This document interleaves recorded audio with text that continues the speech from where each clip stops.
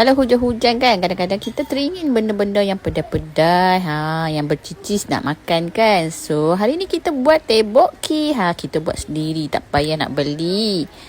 Guna tepung yang ada kat rumah aja. Senang sangat-sangat. Okey, apa lagi? Jongkai. Okey, mula-mula senang sangat-sangat. Hampa ambil lah 1 cawan tepung pulut. Okey, lepas tu setengah cawan tepung beras. Okey, kami tak guna tepung beras banyak sebab nanti dia keras. Okey, 1 cawan tepung gandum, 1 cawan tepung ubi. Tepung ubi bagi dia kilat. Lepas tu garam sikit.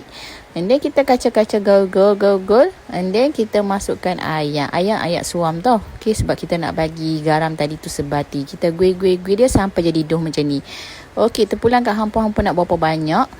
Kalau hampa nak banyak, so hampa buatlah kecil-kecil pun boleh. Rolling lagi ke, nak bancuh lagi pun boleh. Potong-potong and then